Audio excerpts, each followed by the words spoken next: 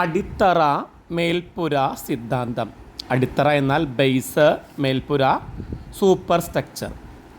Marxian ദർശനത്തിൻ്റെ അടിസ്ഥാനത്തിൽ രൂപപ്പെട്ട ചിന്താ പദ്ധതിയാണ് അടിത്തറയും മേൽപ്പുരയും. മാർസിയൻ ദർശനത്തിൻ്റെ അടിസ്ഥാനത്തിൽ ഉണ്ടായ ഒരു ചിന്താ പദ്ധതിയാണ് അടിത്തറയും മേൽപ്പുരയും എന്നത്. സാമൂഹിക ഘടനയുമായി ബന്ധപ്പെട്ടാണ് ഈ ദർശനം രൂപപ്പെടുന്നത്. സാമൂഹിക ഘടനയ്ക്ക് 2 തട്ടുകളുണ്ടെന്ന് മാർക്സ് പറയുന്നു. സാമൂഹിക ഘടനയ്ക്ക് 2 തട്ടുകളുണ്ട്. 1 അടിത്തറയും 2 മേൽപ്പുരയും. അടിത്തറ എന്ന് പറയുന്നത് സമ്പദ് വ്യവസ്ഥയെ ആസ്പദമാക്കിയാണ് നിലകൊള്ളുന്നത്. അടിത്തറ സമ്പദ് വ്യവസ്ഥയെ അടിസ്ഥാനമാക്കി നിലകൊള്ളുന്നു. മേൽപ്പുര എന്ന് പറയുന്നത് സാഹിത്യം, നിയമം, സംഗീതം, കല, മതം എന്നിങ്ങനെയുള്ള മാനുഷിക പ്രയത്നങ്ങളെ ആശ്രയിച്ചാണ് രൂപം കൊള്ളുന്നത്.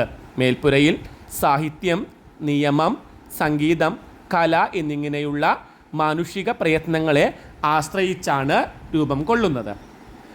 അടിത്തട്ടാണ് മിക്കപ്പോഴും മുകൾ തട്ടിനെ നിയന്ത്രിക്കുകയോ നിർണ്ണയിക്കുകയോ ചെയ്യുന്നത്. ഭാവുകത്വത്തിൽ വരുന്ന മാറ്റം അടിത്തറയിൽ വരുന്ന മാറ്റത്തെ ആശ്രയിച്ചിരിക്കും. അടിത്തറയിൽ പ്രവർത്തിക്കുന്നത് തൊഴിലാളി വർഗമാണ്. അവരുടെ അധ്വാനത്തിൻ്റെ ഫലമായിട്ടാണ് സമ്പദ് വ്യവസ്ഥ രൂപം കൊള്ളുന്നത്. മേൽപ്പുരയുള്ളവർ കായികാധ്വാനം ചെയ്യുന്നവരല്ല.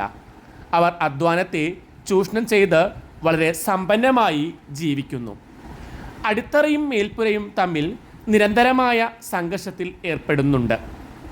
തൊഴിലാളി വർഗത്തിൻ്റെ നിലനിൽപ്പിനായുള്ള സംഘർഷമാണ് എന്ന് പറയാം. ഈ സംഘർഷത്തിനാണ് വർഗസമരമെന്ന് പറയുന്നത്. തൊഴിലാളിയും മുതലാളിയും തമ്മിലുള്ള സംഘർഷം, ഈ സംഘർഷമാണ് വർഗസമരം.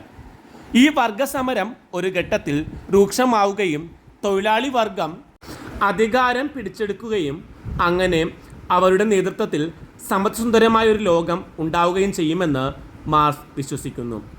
സാമൂഹിക ചിന്തയുടെ ചലനാത്മകതയെ കേന്ദ്രീകരിച്ചിട്ടാണ് സാഹിത്യചിന്തയും ഉടലെടുക്കുന്നത്. സാഹിത്യത്തിൻ്റെ ഉള്ളടക്കത്തിനാണ് പ്രാധാന്യം. ഉള്ളടക്കം വർഗസമരത്തിൻ്റെ പ്രാധാന്യത്തെ വർദ്ധിപ്പിക്കുന്നതായിരിക്കണം. വർഗസമരത്തെ പ്രോത്സാഹിപ്പിക്കുന്ന നിലപാടാണ് എഴുത്തുകാർ സ്വീകരിക്കേണ്ടത്. സാഹിത്യം അവതരിപ്പിക്കുന്നത് വർഗ പ്രതിനിധികളെയാണ്, വ്യക്തികളെയല്ല എന്നും മാർക്സ് പറയുന്നു.